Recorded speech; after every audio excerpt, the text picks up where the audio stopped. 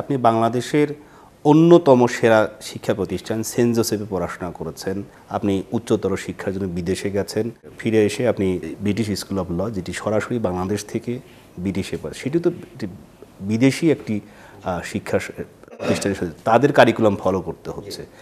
দেশের জন্য এই শিক্ষার বিষয়ে আপনারা বা আপনি কি চিন্তা করেন? আগের গভর্নমেন্ট যারা ছিল তারা দৃশ্যমান আপনার উন্নতিতে বা দৃশ্যমান উন্নয়নে বিশ্বাসী ছিল, যে আপনি দেখবেন আমি 10টা স্কুল বানিয়েছে, তার মান খুব খারাপ ছিল। যেমন আমার ভোলাতে হাসপাতাল বানিয়েছে, সেখানে গরু ছাগল পালা আরম্ভ হয়ে গিয়েছিল, কোনো মেশিন নাই, কেউ আসে না, কোনো ডক্টর নাই যাতে আপনি দেখাতে পারেন।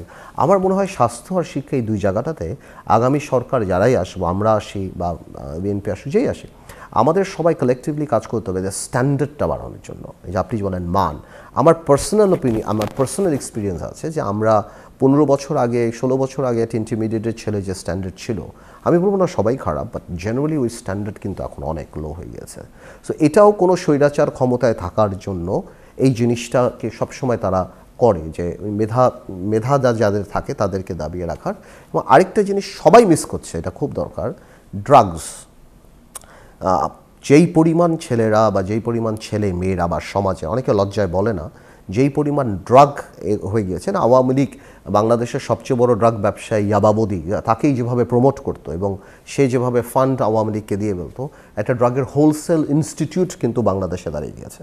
আমি মনে করি আগামী সরকারের, কারণ এখানে আমার মানে ডাইরেক্টলি ইনডাইরেক্টলি 50 লক্ষ ছেলেপেলে এর মধ্যে আপনার জড়িত বা এফেক্টেড, তাদেরকে এরকম একটা বড় যুব সমাজ যদি এদেশ থেকে ধ্বংস হয়ে যায়, তাহলে আমাদের কিন্তু সামনে অনেক ঝামেলা হবে। তা আমি মনে করি ড্রাগসটা থামানো অত্যন্ত দরকার। শিক্ষার মান এবং স্বাস্থ্যের মানটা, এখন আমাদের মান নিয়ে কাজ করা উচিত। আমাদের ওই দৃশ্যমান ডেভেলপমেন্টের চেয়ে কোয়ালিটি অফ লাইফ, সেটাকে আমার মনে হয় আগামী সরকারের কাজ করা উচিত, যেটা খালি চোখে দেখা যায় না, কিন্তু মানুষ রিয়েলাইজ করবে যে না, এই মানটা অনেক উপরে উঠে যাচ্ছে।